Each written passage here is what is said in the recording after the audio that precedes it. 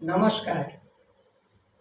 আমি আপনাদের বলেছিলাম যে স্বরলিপি সহযোগে কীভাবে কীর্তন শেখানো হয় বা কীভাবে কীর্তন তোলাটা সহজ হয় সে বিষয়ে একটা ভিডিও প্রকাশ করব। তাই আজ প্রথম আমি স্বরলিপি সহ কীর্তন শেখার ভিডিওটা প্রথম প্রকাশ করছি। তাই আমি প্রথমে নাম কীর্তনটাই আপনাদের বুঝিয়ে দিচ্ছি কীভাবে স্বরলিপি ধরে সহজ পদ্ধতিতে তোলা যায়। তা যাই হোক, প্রথমে আমি আপনাদের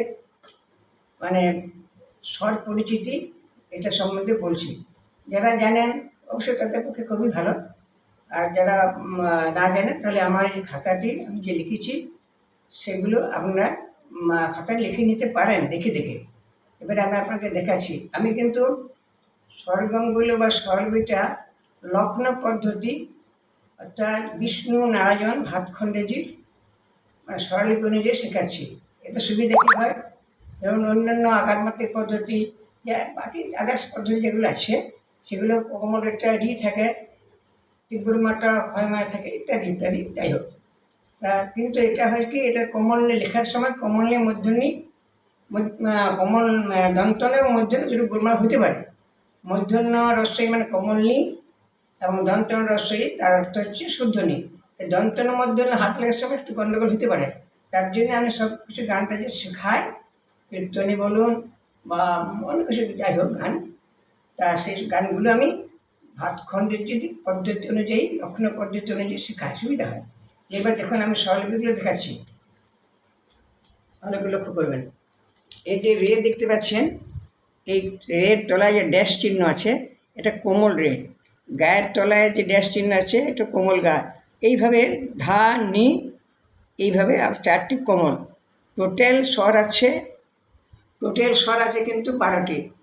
7টি শুদ্ধ স্বর, 4টি কোমল স্বর, 1টি তীব্র স্বর। তীব্র মা তার মাথায় দাড়ি চিহ্ন থাকে, এমন বেশ। আর শুদ্ধ স্বরের ধরুন কোনো চিহ্ন থাকে না, কিন্তু যখন সপ্ত চেঞ্জ হয়, পরিবর্তন হয়, ওজারা মোজারা তারা, অর্থাৎ এটা হচ্ছে আমাদের চলতি ভাষা। আর থিওরি ভাষা হচ্ছে মন্দ্র সপ্তক, মধ্য সপ্তক এবং তার সপ্তক। মধ্য সপ্তকের স্বরের সপ্তকের কিন্তু কোনো চিহ্ন থাকে না, তার সপ্তকের মাথায় বিন্দু চিহ্ন এবং নিচের সপ্তকের নিচে চিহ্ন থাকে। হ্যাঁ, আর যদি মনে করেন এখানে লিখেছি দেখুন কোমল গা আর মাথায় বিন্দু চিহ্ন, তার মানে উপরে তার সপ্তকের উঁচু স্বরের কোমল রে, ব্যাস। এইটা আপনারা জানলেন। আর এটা লেখাটা আপনারা হয়তো দেখুন, ভালো করে লক্ষ্য করুন, এটা আপনারা খাতাতে লিখে নিতে পারেন। এটা হচ্ছে স্বর পরিচিতি। আবার এইবার আমি শুরু করবো। দেখুন আরেকটা জিনিস দেখাচ্ছি,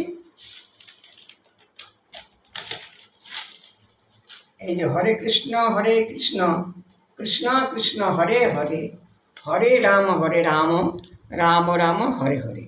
বেশ, এবার দেখুন, এবার এটাকে অতি সহজভাবে আমি কিন্তু করেছি। এটা প্রাইমারি যদি স্টেজ যারা, তাহলে কেবল একটা এখানে কোনো গ্রামাটিক্যাল বলার মধ্যে কাজ নেই, প্লেন একদম সরলভাবে। এই যে, আর আমরা দেখুন এই যে এটা আছে ড্যাশ চিহ্ন, এই ড্যাশ চিহ্নটা বা নিচে আছে এটা অবগ্রহ বলা হয়। এগুলো সব এক এক মাত্রা করে। আমরা জানি যে প্রতিটি ব্যঞ্জন বর্ণের সঙ্গে একটা করে স্বরবর্ণ যুক্ত আছে। এটা কিন্তু এটা আমার কী বলবো, এক্সপিরিয়েন্স বলুন বা অভিজ্ঞতা বলুন, সেই হিসাবে যারা সবাই সহজে বুঝতে পারেন তার জন্য এটা আমি সহজভাবে বলে দিচ্ছি।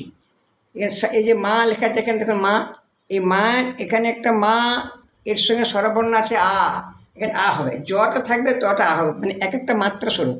তাহলে শেখার তালে কখনো কাটবে না। এখানে দেখুন এবার কী লেখা আছে।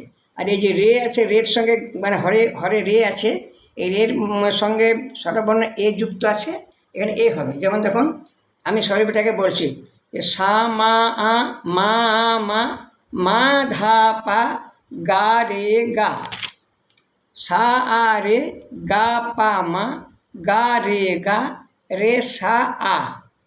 সা পা পা পা ধা পা ধা নি ধা পা মা, সা গা সা পা মা গা রে সা আ।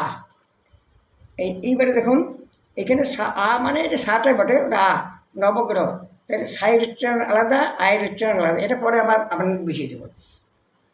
এইবার দেখুন, এইবারে আমি এটা কিন্তু স্বরলিপিটা আপনাদের গেয়ে শোনাচ্ছি, অনুরূপভাবে এই স্থায়ীটা হবে, অন্তরটা হবে। হ্যাঁ, আর এবারে আপনাকে আমি গেয়ে শোনাচ্ছি। দেখুন তাহলে এখানে এখানে কটা কমল বুঝতে পারছেন, এগুলো সব কমল আছে, শুদ্ধ আছে। আর এটা হচ্ছে ভৈরবী রাগের উপরে। তা ভৈরবী রাগ কিন্তু ভৈরবী রাগে কলা কুশলী শিল্পীরা 12টা স্বরকে প্রয়োগ করতে পারে। হ্যাঁ, তো এখানে কেবল শুদ্ধ স্বর এবং শুদ্ধ ধা আমি প্রয়োগ করে মাধুর্যটা বাড়িয়েছি। দেখুন এবার আমি কিন্তু আপনার দেখাচ্ছি।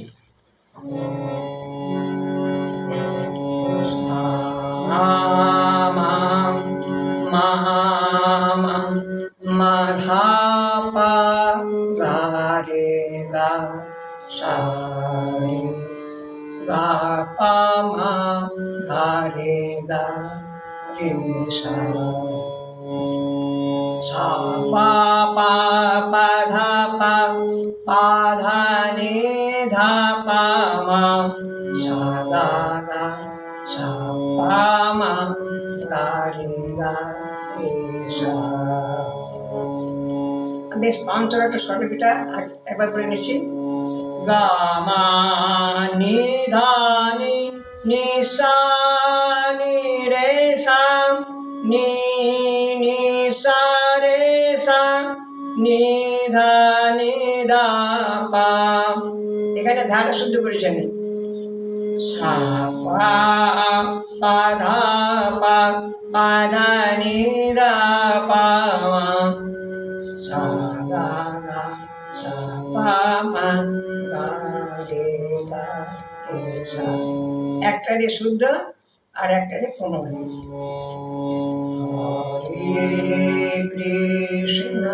হরে কৃষ্ণ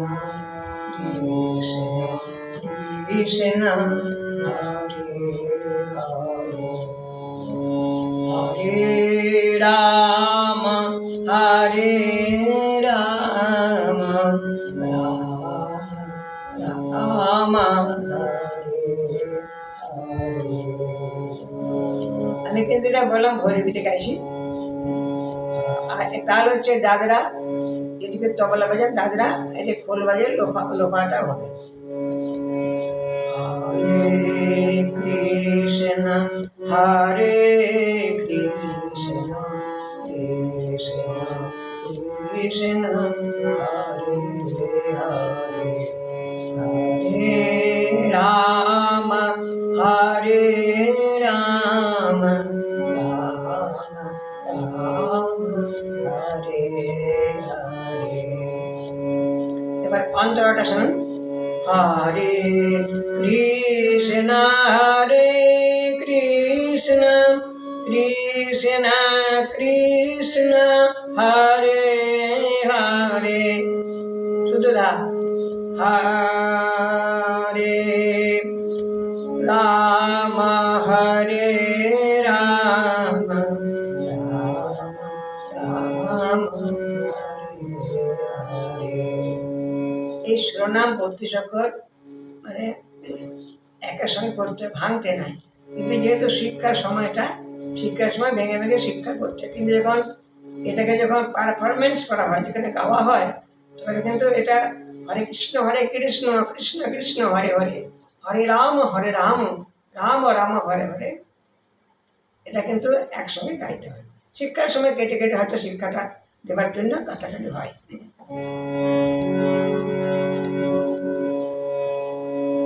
আবার এখানে দেখুন, এখানে আমি একবার দেখাচ্ছি যে, আরেকবার দেখাই তাহলে বুঝতে পারবেন।